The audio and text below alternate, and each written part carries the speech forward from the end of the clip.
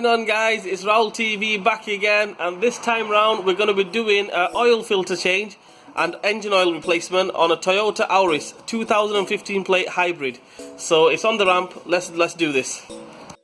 Right, guys, the first thing we do is a little safety tip. On these hybrids, because it's obviously dual engine, electric and normal engine. Well, forget the normal engine, the electric side of it. The key, which is here,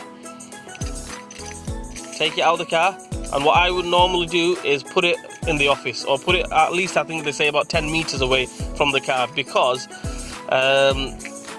two things. One is, obviously you don't want to get a shock off the car. You might end up getting a shock if the key's in the in the car, and for some reason, God knows why, it just turns on for some reason, and you're touching any of the live wires or anything like that.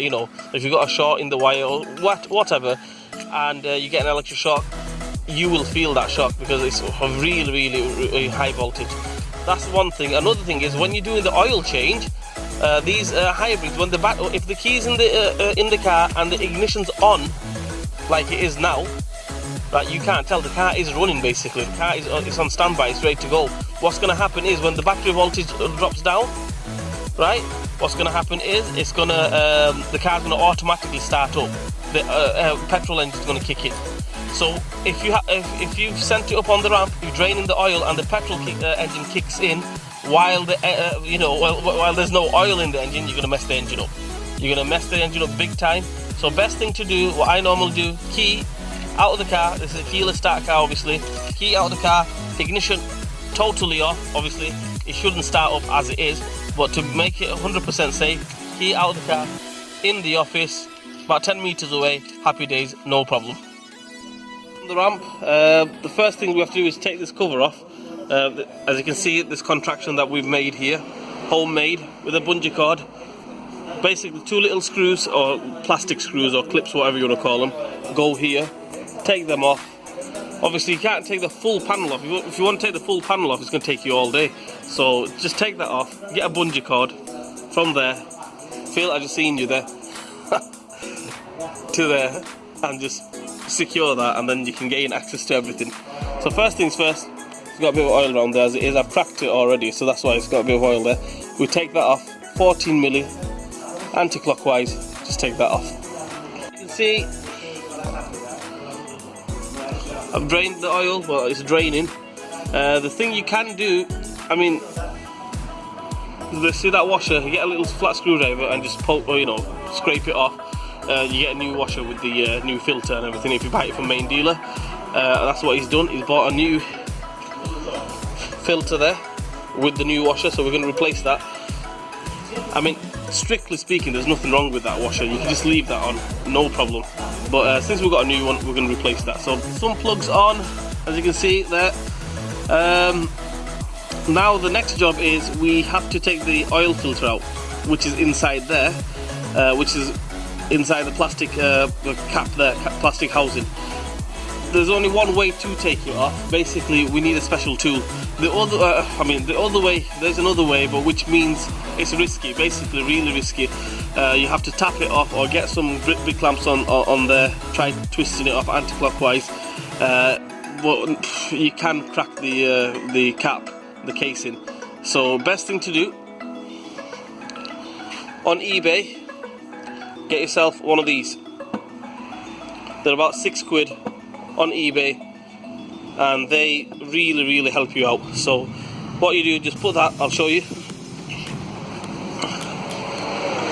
put that on top of the, sorry about that, put that on top of there, get a strong arm. If you want, you can just tap it in a little bit, get a strong arm onto that, and then just turn it off, and that's all we do. Right, as you can see, it's all loose. I use the cap to loosen it. It's very hard to hold the camera on one hand and take the oil filter off with the other hand. I'm going to get oil all over the show. So first things first, let's just try.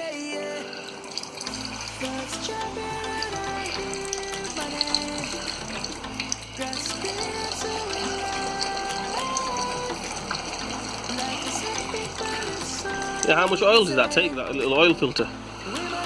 And there we have it.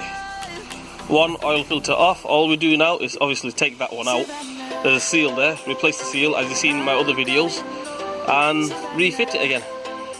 Right, the oil filter's on, the cover's back on, the sump plug's back on. Right, let's put some oil in. Come on, Phil. Action. He thinks I'm Steven Spielberg or something. Like I said, like I mentioned in one of my other videos, you can ask the spare shop for, you know, the quantity of the oil, how much oil it takes. You can find out in the owner's manual, or the way I say it's the best thing to do, put about 3 litres in it and just check the dipstick, which is down here.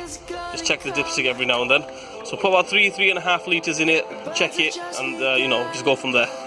Right guys, Phil's just put all the oil in. It takes about 4.5 litres kind of thing.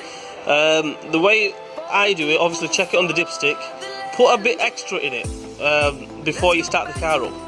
What it is, obviously that little bit extra is going to go into the filters, go into the nuts and crannies, and then it will level out and it should give you the right reading. So that's what I always do, and I think what you should do, put a bit extra in it when you're filling it up. That's in the beginning. After you've started up, don't put extra in it. I've started the car up, the car has been running. I'm going to check it one last time now. Put the dipstick in. Try doing this with one hand, and we'll drop the dipstick in a minute. And basically, can you see the 2 dots? It's very hard to show you guys because the oil's so clear. You want it just below that top dot. If you can see it, just make it out there. That's what you need. Phil, can you just point to that top dot, please? Show them which one it is. That one there, yeah. Not the bottom one, the top one. Right, so basically, after you've started it up, if the oil is still, like, you need a bit of oil in it, top it up a little bit, but don't go above the maximum after you've started the car up. Anyway guys, I hope that gives you a little bit of info on replacing the oil filter on a Toyota hybrid. Like, share and subscribe to my channel guys, and I will see you guys soon.